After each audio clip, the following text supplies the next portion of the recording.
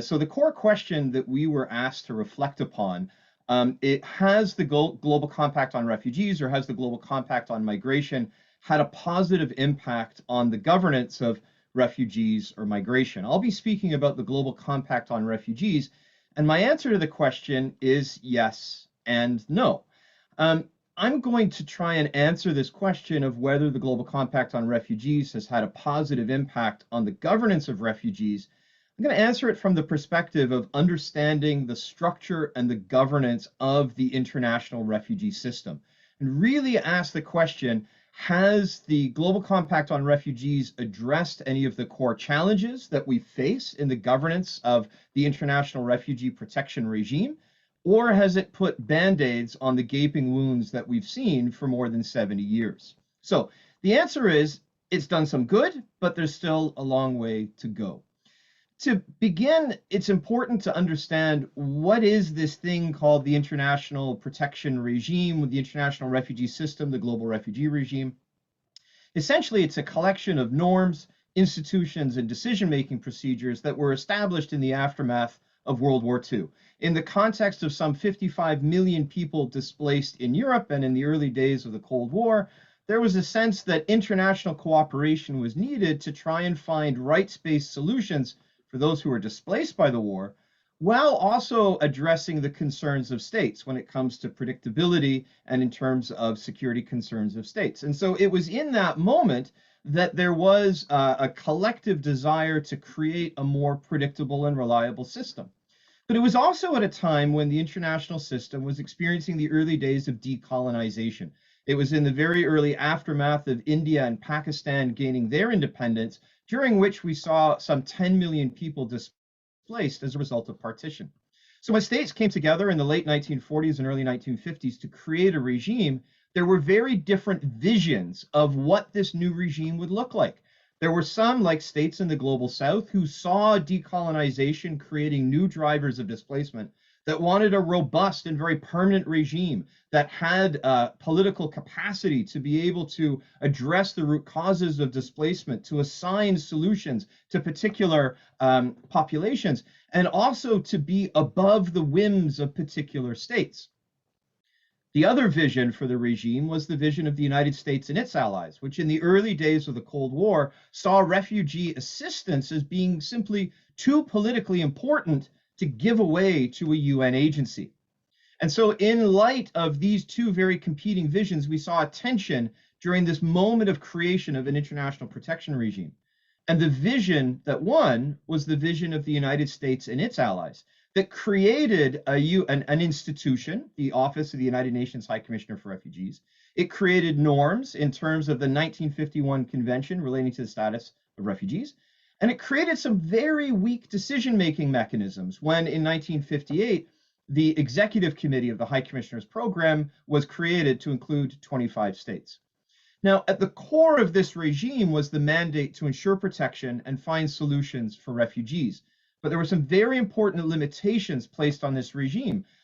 Number one, it was entirely reliant on the discretion of states. There was nothing within this regime that compelled states to cooperate to respond to refugee movements. The preamble of the 1951 Convention says that the granting of asylum places burdens on certain states and that international cooperation is necessary, but there's nothing in the convention, there's nothing in the regime that makes that a binding obligation. Where there is an obligation is for states not to refool refugees, not to forcibly return refugees to a country where they fear persecution. So countries that receive refugees have an obligation to provide at minimum temporary protection. But there's no obligation on any other state in the international system to cooperate to respond to those situations. So the reliance on governments, the lack of a binding set of commitments, the fact that the regime and the institution at the core of the regime was created with a non-political mandate meant that it was only able to focus on humanitarian responses at the discretion of states. And there was nothing within that regime that addressed the core need for political facilitation. Now, fast forward through the history of the regime, and what we see is there are moments where these tools worked. Famously, in the aftermath of the fall of Saigon and the end of the Vietnam War and the flight of some 3 million people from Vietnam, Laos, and Cambodia, The regime worked to provide solutions for some 2 million people fleeing these countries of origin within the region. Likewise, in 1989, there was an effort with Sarefka to respond to displacement in Central America. But what we've seen over the longue durée of the regime is that in the absence of political will, in the absence of buy-in from the more powerful states in the international system, these tools remain imperfect. And they've become strained since the late 1980s as states in the global north in the waning days of the Cold War sought to contain refugees within countries of first asylum in the global south. It's no accident that 85% of the world's refugees remain in hosting countries in the global south. And it's no accident that the average duration of a refugee situation today is 20 years. This is a product of the political whims of states that provide the vast majority of funding to the UN agency, because another deficiency of the regime, it's reliant on voluntary contributions from states. 80% of funding for UNHCR comes from powerful states in the global north that have pursued a policy of trying to contain refugees within their regions of origin. This is why 2015 was such a big deal.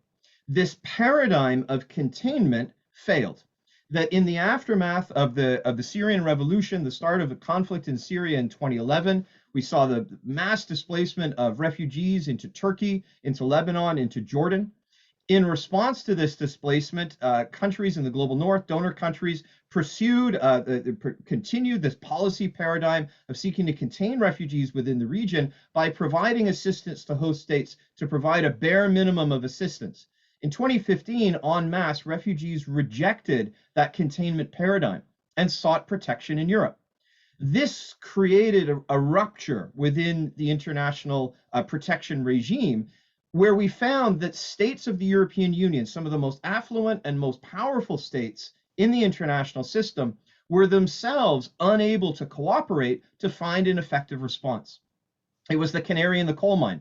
And with due credit to the UN Secretary General and those involved within the process that led to the New York Declaration and then the Global Compacts on Refugees and Migration, is that they quickly argued that what we were witnessing in Europe was not a European phenomenon, but was emblematic of the deficiencies of the system as a whole. So with that 7 minutes of background, let me use my next 7 minutes to say, what did we get and what does that mean? So what that set in motion in 2015, 2016 with the Secretary General's report in Safety and Dignity, the New York Declaration, and then the 2-year process leading to the Global Compact on Refugees was an opportunity. It was an opportunity to recognize the core deficiencies in the refugee regime. It was an opportunity to recognize, in the absence of reliable commitments from states, in the absence of support that refugee hosting states in the global south could turn to while hosting refugees, that the international refugee system, the global refugee regime, would remain imperfect. Now, there were some very good things that came out of the Global Compact on Refugees during the making of the GCR. Those of us who were involved with it, like the GCM, know that it was a very long and arduous journey. But what we got in the end were some positives. Number one, a recognition of the importance of refugee participation, that refugees could no longer be the subjects of the refugee regime, they need to be participants in the regime. Number two, there was the development of some support platforms, the Global Refugee Forum that we saw in Geneva in December 2019, the high-level officials meeting that's coming up in December of this year. There were spaces created for political facilitation.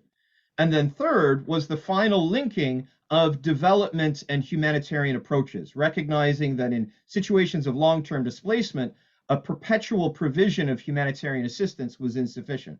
So there were some good things to build on, but there were some very significant shortcomings. Those shortcomings were there were no new commitments from states in the global north. The Global Compact on Refugees is non-binding. It did not bridge the political divide between states in the global north and the global south. And it's left us again with the system that the powerful take what they want and the weak take what they are given. It's left us with a system where anything that is implemented is at the discretion of those states with the resources to make things happen. We see this with UNHCR's great challenge in trying to get commitments to the 3-year resettlement strategy, for example, which we can talk about in the break. So while those were the positives and the positive elements and the shortcomings in the making of the Global Compact on Refugees, has this imperfect tool made any difference? Has it had a positive impact on the governance of the regime? Again, the report card is mixed. On the one hand, we've seen some very important gains in the linking of humanitarian and development approaches. You know, Howard, with his involvement with Nomad, can attest to the way that the World Bank has become increasingly involved in questions of displacement. This has given new tools to countries like Kenya to establish integrated settlements. It's created opportunities for livelihoods, but it has not created a pathway to solutions, which is a distinction I'd be happy to discuss. There have been some very encouraging gains around refugee participation. Canada, for example, at the executive committee meeting this week, had a refugee as part of their delegation. That this is a very important move forward to ensure that refugees are not the subjects of the regime, but are active participants in the making of policy, in the implementation of policy, and in the evaluation of policy and programs. The High Commissioner for Refugees, Filippo Grandi, renewed this commitment on Monday of this week, and so this remains very much a work in progress. But the jury is still out on the value of support platforms.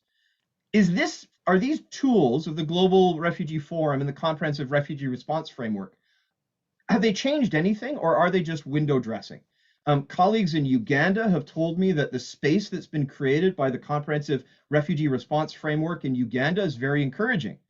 In Kenya, we see a variant, and I see Benjamin is with us on the line. Benjamin may have a point to make about this in the discussion time.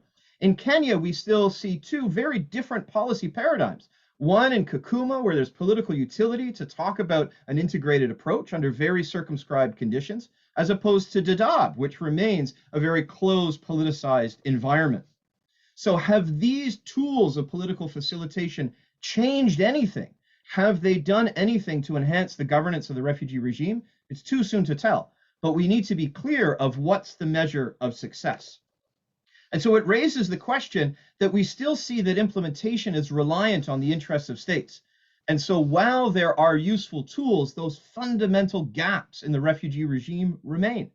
That what we have seen in recent years are proposals around new tools that might be used, but these new tools, this new toolkit that we have, is only useful if it is used by the states that have the power to bring about that fundamental and structural change in the governance of the regime.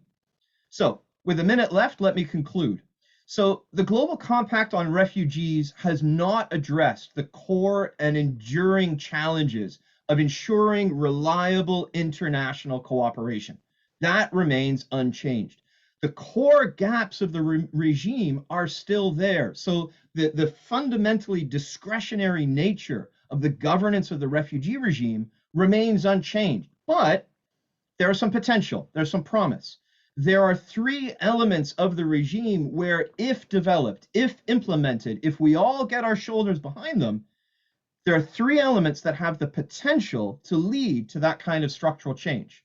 One is the linking of development and humanitarian approaches, to take the refugee issue out of an exclusively humanitarian silo, to bring the question of solutions for displacement into conversation not just with development actors, but also with peace building and peace and security actors, to realize what the OECD calls the triple nexus.